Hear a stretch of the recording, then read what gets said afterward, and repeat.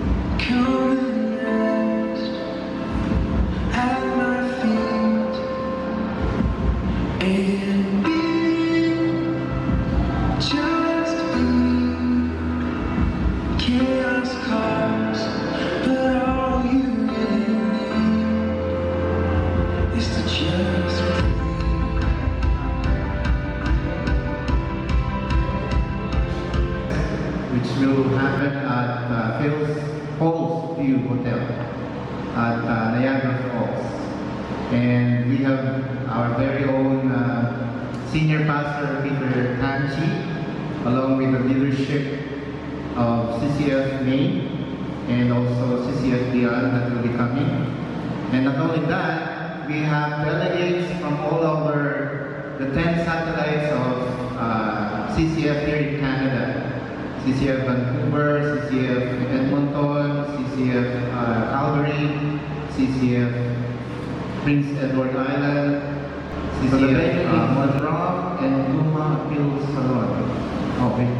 Toronto Reference Library, 789 Young Street. Most of his childhood in the Middle East, and later moved to the UK, where he worked for the Lord Chancellor's Department, investing funds. Michael went on to teach jurisprudence at the University of Sheffield while doing research in law and economics.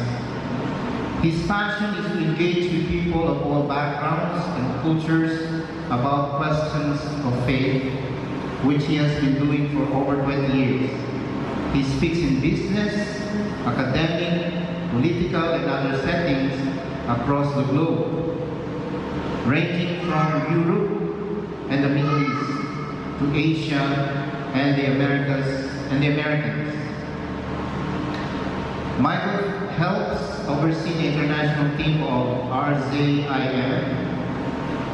that are based in 16 offices worldwide, and he lives in Oxford with his wife Anne and their 3 children. So via video, I'd like to introduce to you Pastor Michael Ramsden.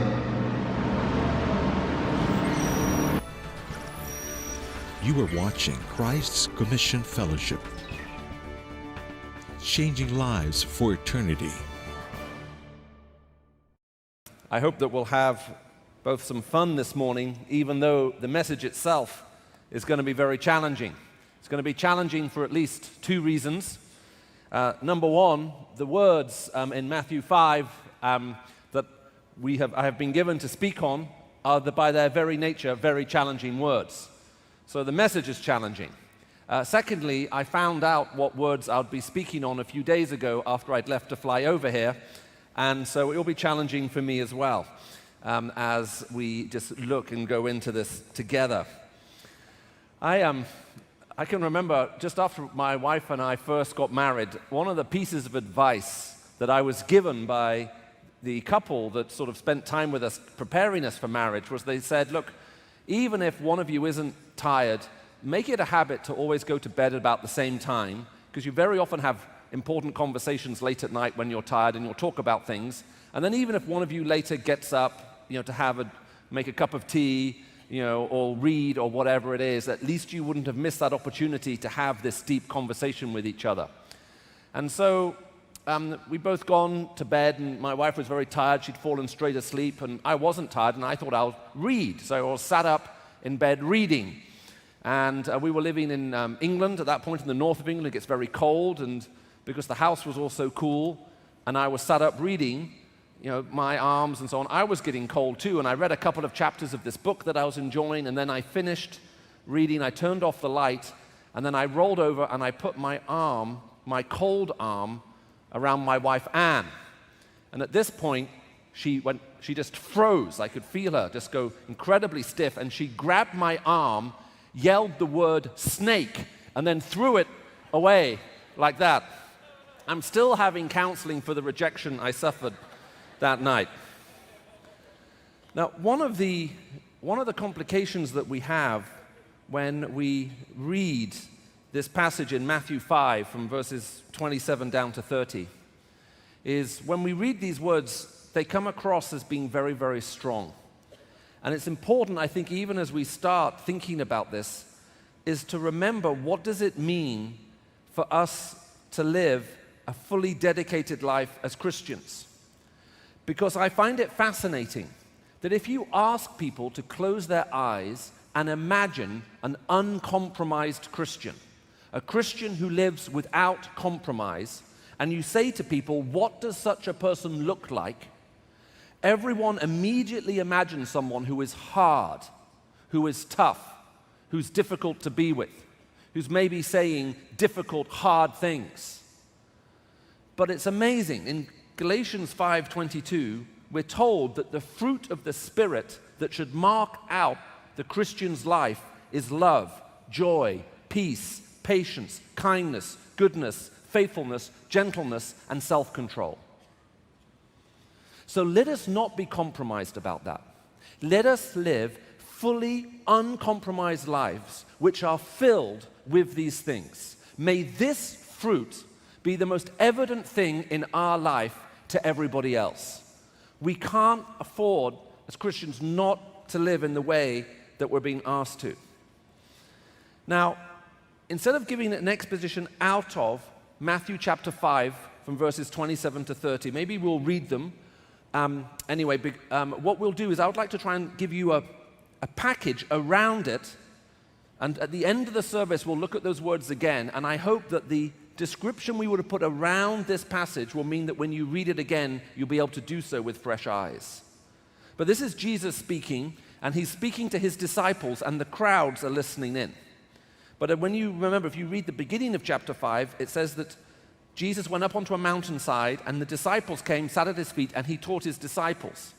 But the crowds also want to know what he's sitting, so now the crowds are listening to what Jesus is saying to his followers.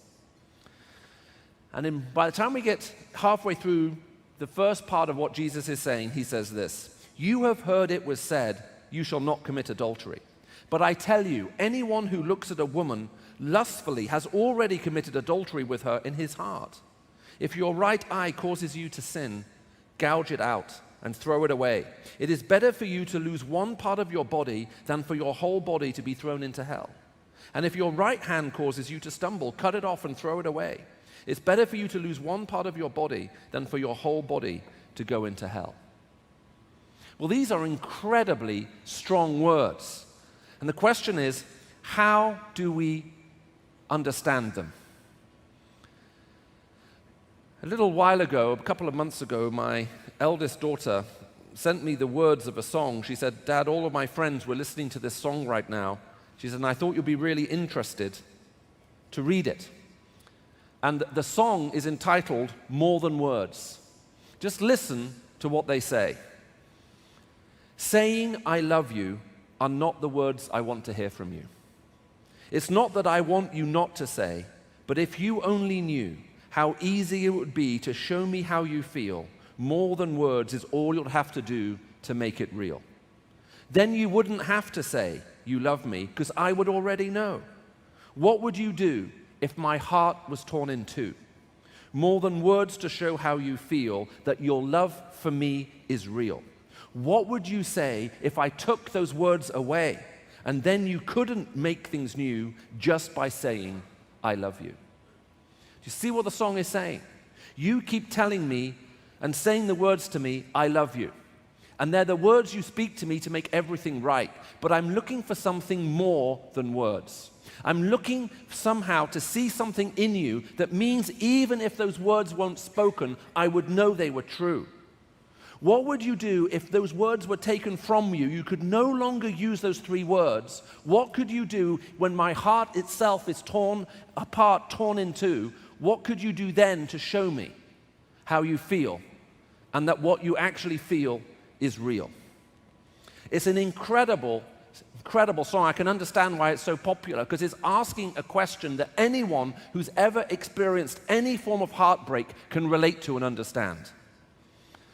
We are so desperate to experience meaning in our life, and because from our experience we know that there are some forms of meaning that we only experience in relationship, we find ourselves hungering and chasing after relationships in order to feel fulfilled and feel that sense of meaning and that excitement in our house and in our life, and we will do anything to get them. And that's the problem, because then we run into three basic problems, and those are the problems I want to talk to you right now. The first one is that we convince ourselves that we can have love without truth. Our first major problem is we think we can have love without truth. It has become so common to separate out love and truth. And very often people defend themselves and they'll say something like this: "Well, look, I'm really interested in the truth, and that's why I speak to you like the way I do." And that's actually very, very important, because they think of truth as being separate from love. And then you have other people who say, I couldn't say something like that to somebody because, love is so important to me and I want to be kind and gentle. And we all the time pitch love and truth against each other, thinking that somehow we need to choose which kind of person we want to be. But that option simply isn't given to us. And the fallaciousness of this reasoning can be simply demonstrated with one simple question. When someone comes to you and says, "I love you," does it matter if they're telling you the truth or not? When we speak the words, "I love you," whether they are true or not changes everything about them. We can't, in any meaningful way, experience love in the absence of truth. We need the presence of it to know what it really is. Now, the second thing that we make here is we also think we can experience love without commitment. Now, that is also impossible. I have no idea how Hollywood, when it does its marriages on screen, all the film marriages, if they're getting married, you'll see the scene at the end, and one person, the guy officiating at the wedding, it's not normally a minister anymore, it's just often a friend or something like that, will say, "Do you take this person to be your wife, your husband, whatever?" And the person replies, "I do." Except those words have never been part of any Christian liturgy to do with marriage at any point in history or time. That has never been the question. It doesn't matter what denomination you're from, what background you're from, or how far through the millennia you go. That is never the question. The question has always been, will you take this person to be your lawfully wedded wife, husband? And the person responds, "I will." When you say I do, that's a statement of fact. When you say I will, that is a commitment that you're making to them. You're saying, I will love you. Whatever happens, whatever befalls me, whatever may go wrong, I will be there for you. I am making that commitment to you. My wife and I, when we were first married, living up in the north of England, we were asked to run a small youth group. We didn't particularly want to take it on. I don't see it as my primary skill set. But here they were, this group of teenagers, 13 teenagers aged between 13 and 17, and they were all women. 100% female youth group. It is the most terrifying audience I have ever spoken to on a consistent basis in my entire life. And a few months ago, I was meeting with some of the Boko Haram in northern Nigeria, so believe me, I have some context to that. This audience was scary to me. On the very first day we ever had a meeting together, I gave all of them a blank piece of paper and a pen. And I said, I want you to find a quiet place in this room, and I want you to write down on this piece of paper everything you'd like to talk about in these meetings. So everybody went away on their own, and they took 5 minutes, and they wrote down what did they want to talk about, and I gathered in all the pieces of paper. Now, after they'd all gone, I sat down and I read through these pieces of paper, and there was only one question which appeared on every single piece of paper. Do you know what it is? The only question they all asked was, what is love? Why get married? You fall in love, you get married. You fall out of love, you get divorced. Why bother getting married in the first place? What is love? Define it for us. Now, that's not an easy question to answer. Philosophers for thousands of years have struggled to define love properly.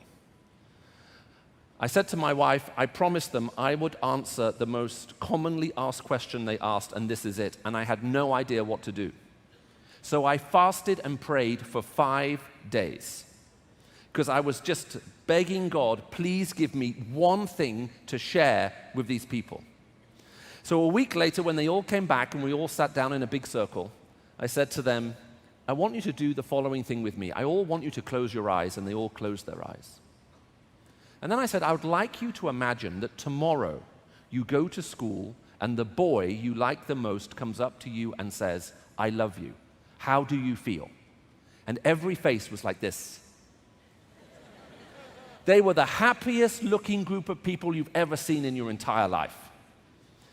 And then while they still had their eyes closed and they're all smiling away, I said, now I want you to imagine that the following day you go back to the same school and the same boy comes up to you and says, I love you. Now, and the same boy goes up to your best friend and says, I love you. Now how do you feel?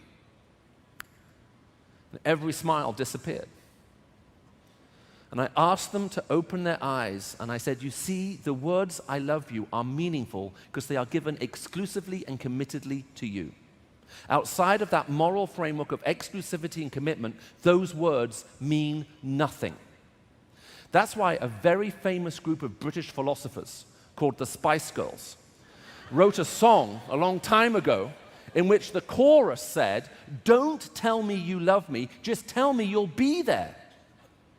Well, what's that about? It's about commitment.